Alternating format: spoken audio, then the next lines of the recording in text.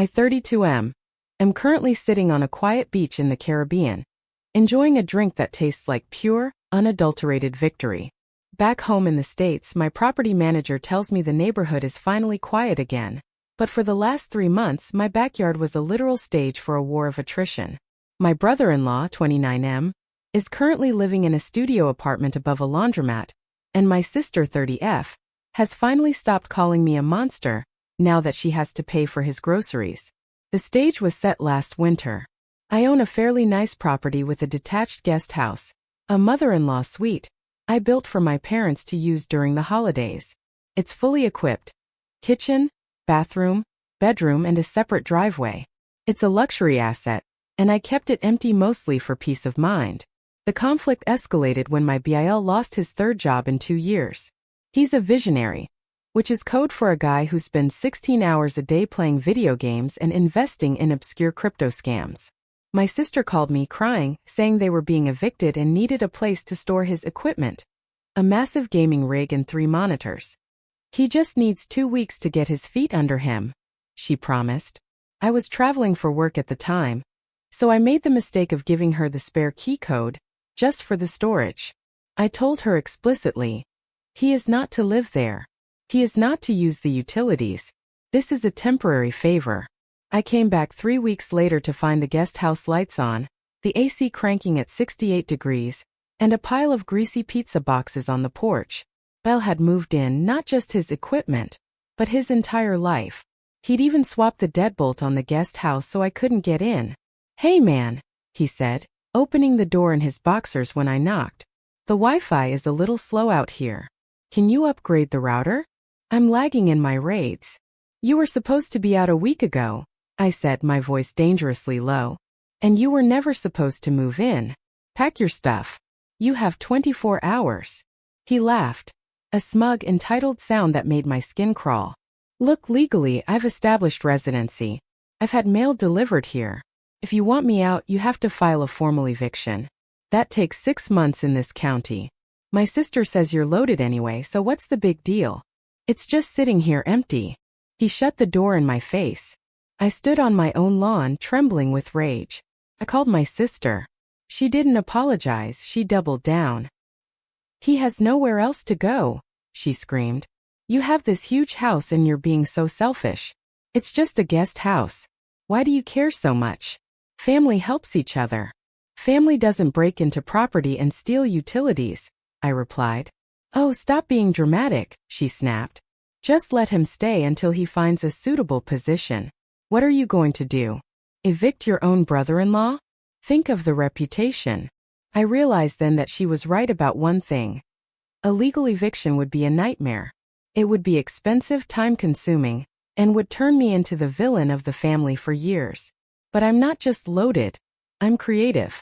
And I happen to own the main house on that property, which share a very thin fence and a common courtyard with the guest house. I didn't file for eviction. I didn't call the cops. I didn't even argue with him again. Instead, I posted an ad on a local music forum. Huge property for rent. Perfect for loud rehearsals. No noise ordinances. Main house available for 3-month lease at a 70% discount for the right, energetic tenants. I found them within 48 hours. Grave Rot, a local death metal band with 4 members, a double-kick drum kit, and 6-foot-high Marshall stacks. They were thrilled. They'd been kicked out of every garage in the city. "You're okay with us practicing?" the lead singer asked, looking at my pristine landscaping. "We go pretty hard from 10 p.m. to 4 a.m. "I insist on it," I said, handing them the keys to the main house. "In fact, if you can aim your subwoofers toward that guest house in the back, I'll knock another $500 off the rent." The dirty trick was in motion. BL thought he was settled in for a long, quiet summer of gaming. He had no idea he was about to move into the front row of a 3-month concert from hell. The first night Graverot moved in, I stayed at a hotel across town. I didn't want to be anywhere near the blast zone. According to my Ring camera, the band started their first rehearsal at precisely 11:15 p.m. Within 20 minutes, my phone started blowing up. It was my BIL. I declined the calls. Then came the text. "Bull. WTF is going on in the main house?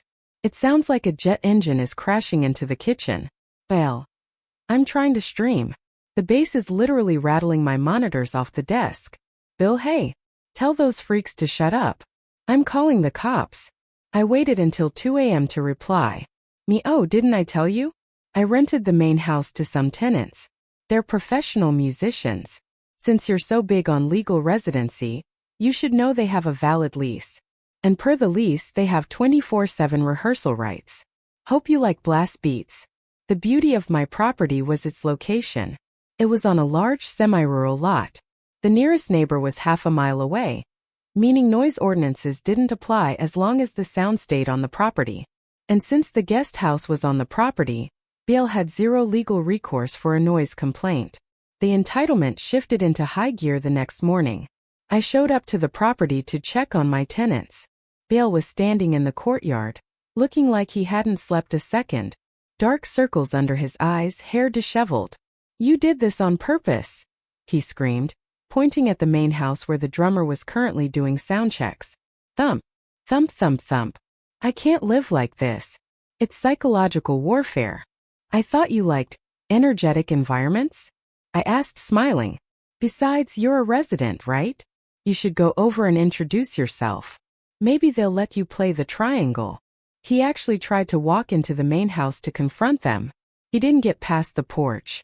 The lead singer, a 250-pound guy covered in tattoos of Norse mythology, opened the door holding a half-eaten turkey leg. You the guy in the back? The singer asked, his voice a low growl. Owner says you're a guest who likes to complain. We don't like complainers. We're in the middle of writing an album called The Eviction of the Damned. You're our inspiration. Bale backed down instantly. He was a keyboard warrior, not a real one. He retreated to the guest house and called my sister. An hour later, my sister was on the phone, hysterical. You're torturing him. He's having a panic attack.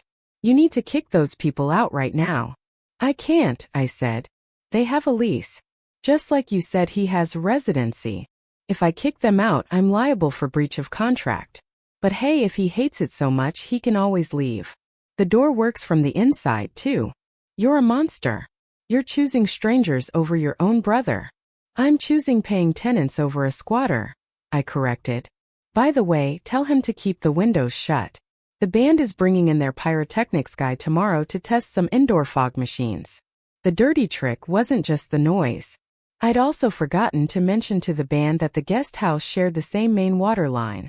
Every time they took a shower or ran the industrial-sized dishwasher I'd installed for them, the water pressure in the guest house dropped to a pathetic trickle. Bale was now living in a dark, vibrating box with no water pressure and a soundtrack of screaming gutturals. By the second week, Bale was losing his mind. He couldn't play his games because the vibration from the bass was causing his ultra-sensitive mouse to skip. He couldn't sleep because the band had shifted to nocturnal mode, practicing from midnight until sunrise and then sleeping all day with their own heavy-duty fans running. So he decided to get dirty. I got a call from the bandleader, Thor. Yes, that was his name. Hey man, your guest tried to cut our power line last night. Caught him on the side of the house with a pair of hedge clippers. I felt my heart skip a beat. Not out of fear, but out of opportunity. Did you catch it on camera? Better, Thor chuckled. Our bassist is a licensed electrician. He was out there smoking a cigarette and watched the kid try to cut a live line. Almost let him do it just to see the sparks, but decided to just roar at him instead. Kid nearly wet himself and ran back to the shed. I headed over there immediately. Bale was hiding inside the guest house, the door locked. I didn't knock. I just stood in the courtyard and called him. I hear you're playing with the electrical, I said. That's a safety violation.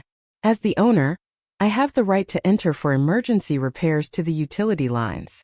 I didn't do anything, he yelled through the door. The band says otherwise.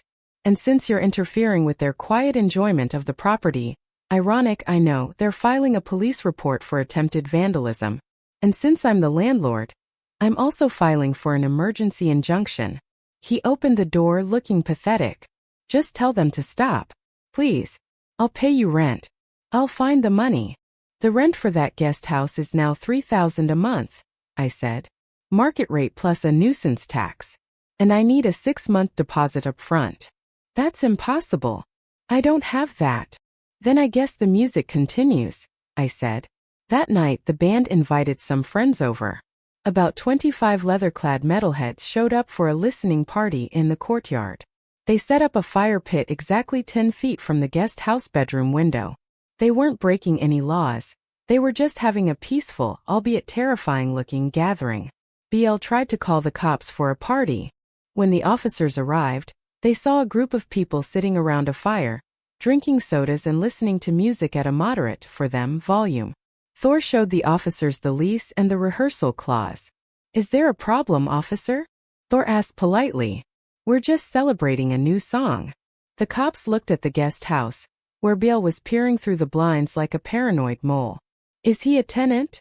the officer asked. "No," I said, stepping forward. "He's an unauthorized guest who refuses to leave. These guys, however, are my legal tenants." The cops told Bil that since he didn't have a lease, he didn't have standing to complain about the legal activities of the actual rent-paying tenants. They told him to work it out internally and left. The look of pure defeat on his face was a masterpiece. He realized that the system he tried to weaponize against me was now being used to bury him. But the final movement was still to come. I hadn't even brought in the backup. My sister finally decided that if I wouldn't listen to reason, she'd bring the fight to me. She showed up at the property with a sleeping bag and a cooler, announcing she was moving into the guest house with her husband to protect him from my harassment.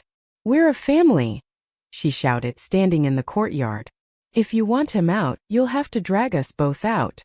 I looked at Thor, who was standing on the porch of the main house with a grin. "Hey Thor," I said.